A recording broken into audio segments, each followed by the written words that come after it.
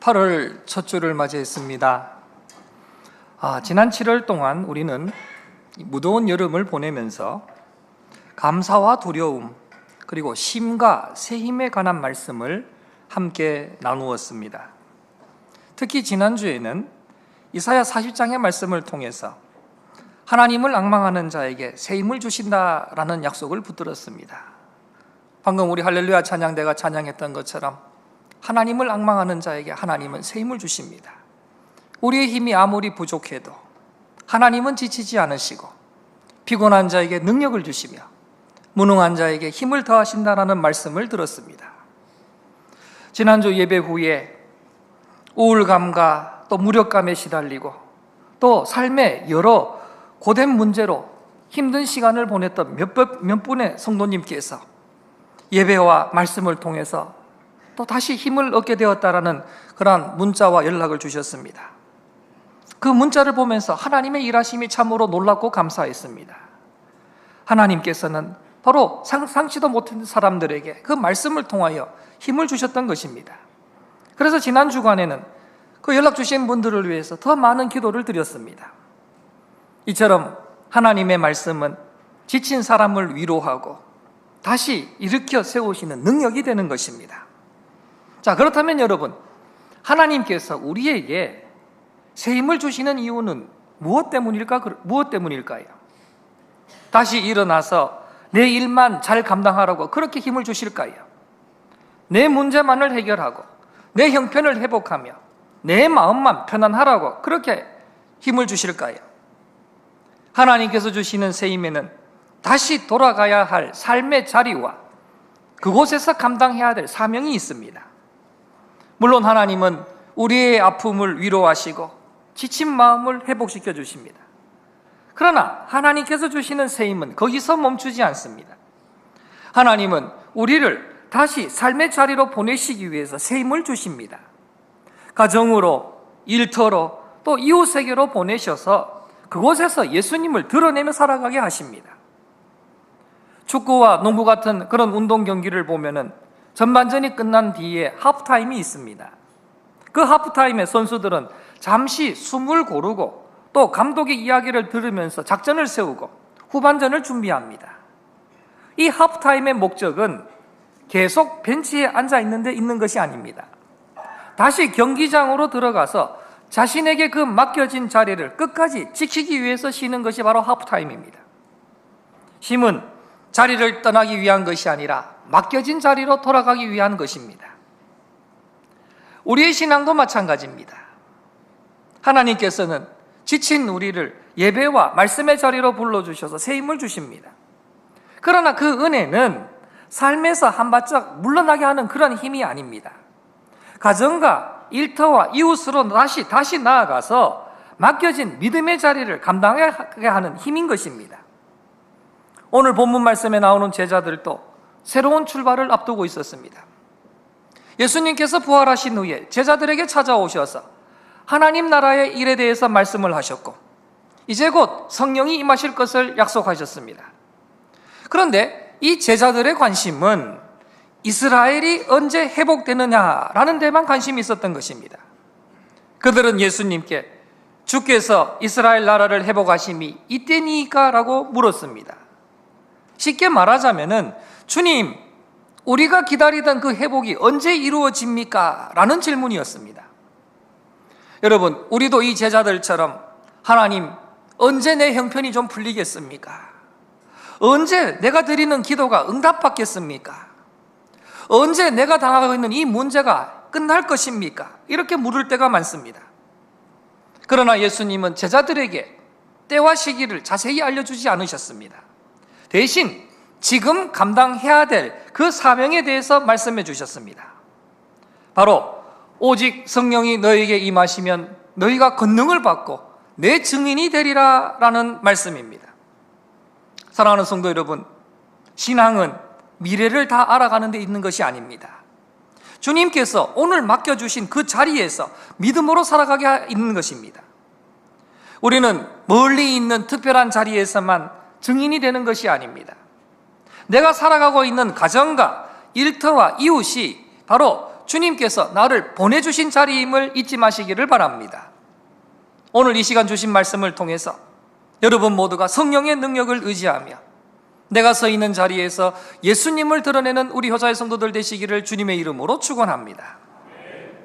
첫 번째로, 때는 하나님께 맡기고 우리는 오늘의 사명을 감당해야 됩니다. 오늘 본문 6절에서 그들이 모였을 때에 예수께 여쭈어 이르되 주께서 이스라엘 나라를 회복하심이 이때니이니까 하니라고 말씀합니다. 제자들이 주님, 이스라엘 나라를 회복하심이 이때입니까? 지금입니까? 라고 예수님께 물었습니다. 여러분, 제자들이 왜 예수님께 이러한 질문을 했을까요? 당시 이스라엘은 로마의 지배를 받고 있었습니다. 그러니까 이제 제자들은 예수님께서 부활하셨으니 이제는 그 로마의 지배에서 벗어나서 이스라엘이 다시 강한 나라가 될 것이라고 기대했던 것입니다. 그들은 오랫동안 나라가 회복되고 억압받는 현실이 기다리고 살아갔던 사람들이었습니다. 그래서 이러한 질문을 했던 것입니다. 그러나 문제는 그들의 관심이 이스라엘 회복에만 머물러 있었다라는 것입니다. 제자들이 지금 하고 있는 이 질문이 틀린 것은 아닙니다. 틀린 질문은 아니지만은 그들은 하나님 나라를 바라보는 그들의 시야는 좁았다라는 데 있습니다. 예수님은 부활하셔서 하나님 나라를 말씀하고 계시는데 제자들은 이스라엘 회복을 중심으로 생각했던 것입니다. 예수님은 땅끝까지 복음을 전해주실 일을 바라보고 계셨지만 제자들은 자신의 형편이 언제 풀릴지에 대해서 궁금했던 것입니다. 여러분, 우리도 제자들처럼 내 문제에만 마음을 빼앗길 때가 있습니다. 하나님, 언제 이 일이 해결되고 언제 이 형편이 풀리겠습니까? 언제 우리 자녀와 가정과 건강의 어려움이 풀리겠습니까? 이렇게 우리는 묻습니다. 여러분, 어려움 가운데 하나님 앞에 응답을 구하는 것 절대 잘못된 일이 아닙니다. 하나님은 우리의 필요를 아시고 우리의 기도를 들어주십니다. 그러나 신앙이 내 문제 해결에서만 멈춰서는 안 된다는 거예요. 주님은 내 문제보다 더 큰 하나님 나라를 바라보게 하십니다. 내 가정의 형편만이 아니라 구원받아야 될 가족을 보게 하십니다. 우리 교회의 필요만이 아니라 이 지역의 아픔과 잃어버린 영혼들을 보게 하십니다. 내 편안한 마음이 아니라 주님께서 내게 맡겨주신 그 사명을 생각하게 하십니다. 성령께서 우리 안에 역사하시면 관심과 방향이 달라집니다. 나만 바라보던 눈은 이웃을 향하게 되고 내 형편에만 묶여 있었던 그 마음은 복음을 향하게 되는 것입니다.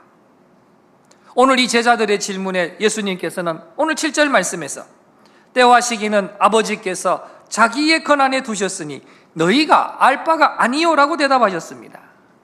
자, 여러분, 이 말씀은 예수님께서 제자들의 질문을 무시한 것이 아닙니다. 때와 시기는 하나님 아버지께 맡기라라는 그러한 뜻입니다. 하나님께서 정하신 시간은 하나님께서 다스리십니다. 여러분, 우리가요 모든 때를 알아야만 우리가 믿을 수 있는 것이 아닙니다.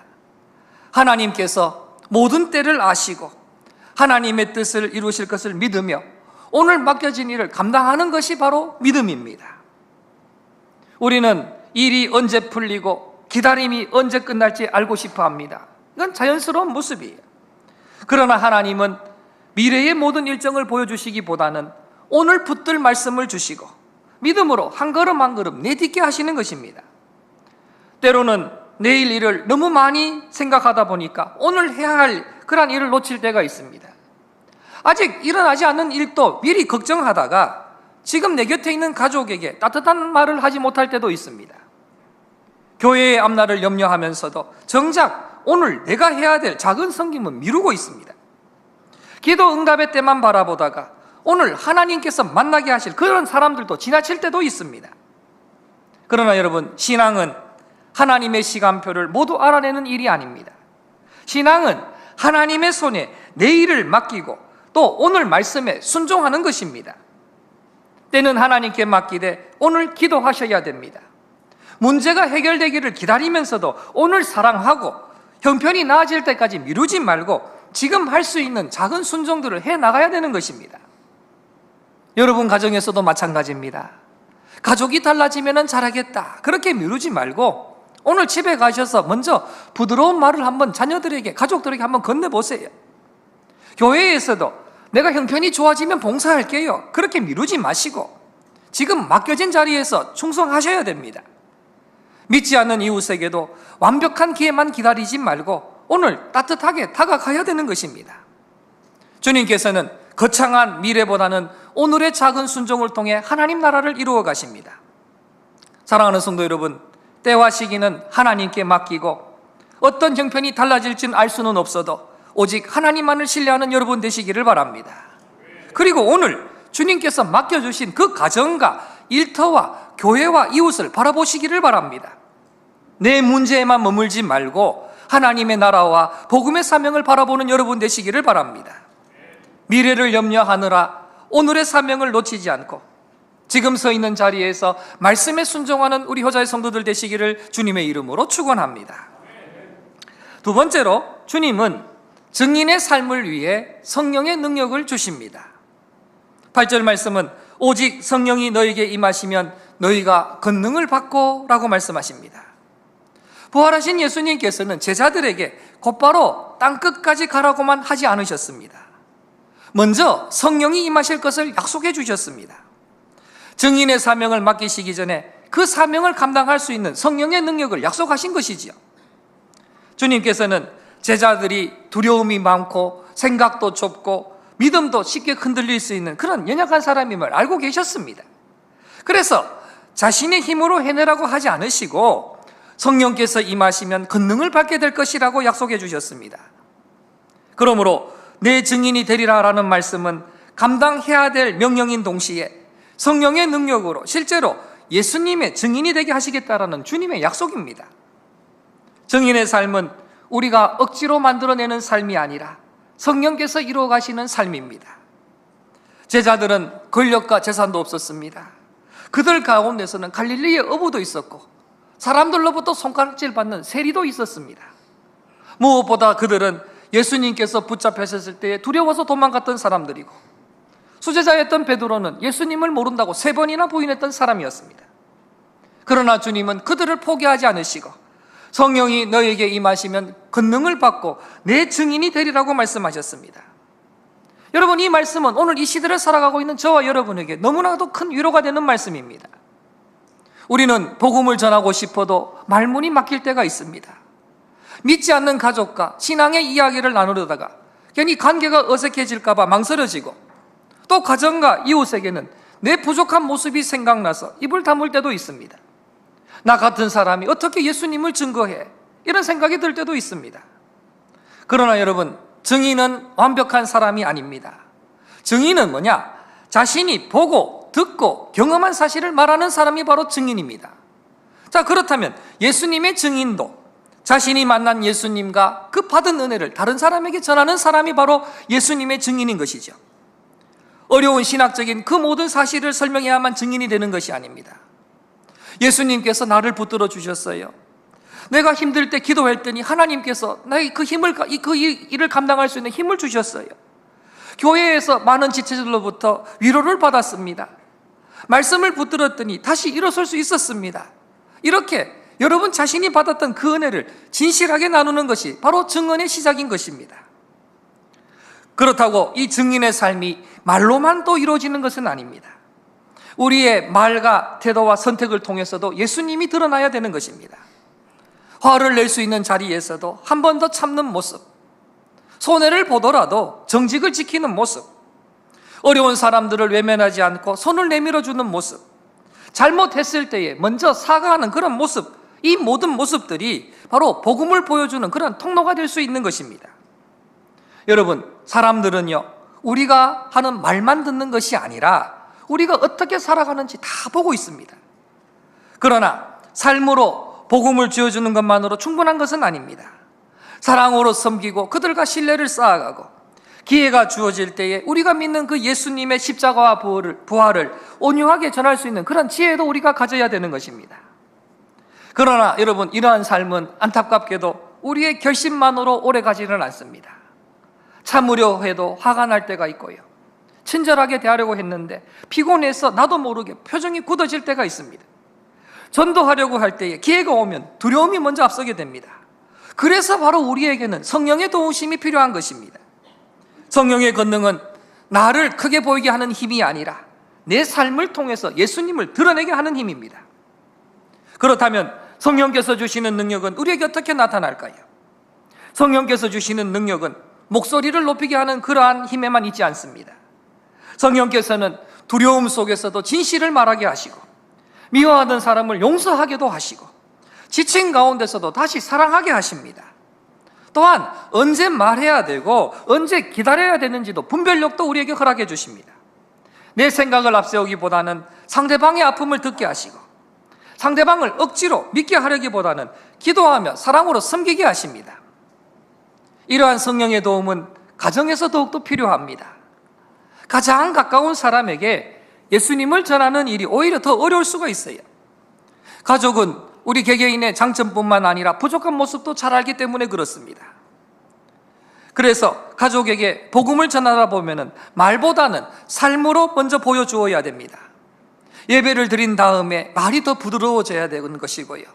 말씀을 들은 뒤에 가족을 더 사랑하셔야 되고, 기도한 뒤에 먼저 화해의 손을 내밀 때에 바로 우리 가족들은 우리 안에서 역사하시는 그 예수님을 보게 되는 것입니다.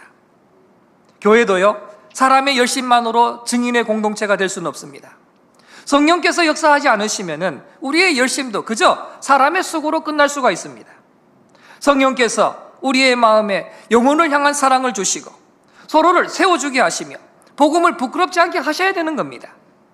그러므로 증인의 사명을 감당하려면 먼저 여러분이 성령의 도우심을 구하셔야 됩니다. 성령님, 제 마음을 붙들어 주십시오. 두려움을 이기게 하시고 오늘 만나는 사람에게 예수님의 사랑을 드러내게 해 주십시오라고 이렇게 기도하셔야 되는 겁니다. 사랑하는 성도 여러분, 주님은 부족한 우리를 그대로 내버려 두신 채 증인의 삶을 살라고 요구하지 않으셨습니다. 성령을 보내주셔서 사명을 감당할 수 있는 능력을 주셨습니다. 그러므로 우리의 말재주와 자신감을 의지하기보다는 성령의 도우심과 성령 충만을 구하시기를 바랍니다. 이번 한 주간도 여러분 자신의 힘이 아니라 성령을 의지하시기를 바랍니다. 성령께서 주시는 능력으로 말과 행동을 통해 예수님을 드러내는 우리 효자의 성도들 되시기를 주님의 이름으로 축원합니다. 세 번째로, 증인의 삶은 멀리 있는 곳이 아니라 내가 서 있는 자리에서 시작이 됩니다. 8절 말씀에 예루살렘과 온 유대와 사마리아와 땅끝까지 이르러 내 증인이 되리라 말씀하십니다. 예수님께서는 제자들이 증인으로 살아갈 자리를 분명하게 말씀해 주셨습니다. 예루살렘에서 시작하여 온 유대와 사마리아를 지나서 땅끝까지 나아가야 된다라고 말씀하셨습니다. 즉 복음은 한 곳에만 머물지 않고 계속해서 퍼져나가야 된다는 것입니다. 하지만 그 시작은 멀리 있는 땅끝이 아니라 지금 제자들이 머물고 있는 예루살렘이었습니다. 예루살렘이라는 곳은 제자들에게 아주 익숙한 곳이지만은 동시에 예수님께서 십자가에서 못 박히시고 또 자신들이 두려워서 숨어있던 그러한 아픔의 기억이 남는 자리였습니다. 제자들에게 예루살렘은 복음을 전하기에 편안하고 안전한 곳이 아니었습니다. 하지만 우리 주님께서는 그들을 더 안전한 곳으로 옮겨간 뒤가 아니라 바로 그곳에서부터 증인의 삶을 시작하라고 하셨습니다. 제자들이 지금 머물고 있는 그 자리, 두려움의 기억이 남아있는 그 자리에서부터 예수님을 증언하라고 하셨습니다. 여러분, 우리에게도 이런 예루살렘과 같은 자리가 있습니다. 가장 가까운 가정이 바로 그런 자리예요. 함께 사는 가족은 우리의 믿음이 삶에서 어떻게 나타나는지 가장 가까이서 지켜보는 사람들입니다. 교회에서는 아주 따뜻하게 사람들을 대하고 인사하면서 집에 돌아가서 성질내고 말이 거칠어진다 그러면 가족은 우리의 말보다는 삶을 보게 되는 것이죠. 예배 시간에 아멘 아멘 하면서도 작은 일에 쉽게 화를 내고 마음을 오래 닫는다면 복음의 아름다움이 드러나기가 어려운 것입니다. 가정에서 증인으로 산다라는 것은 믿지 않는 가족에게 매일같이 긴 설교를 하는 것이 아닙니다.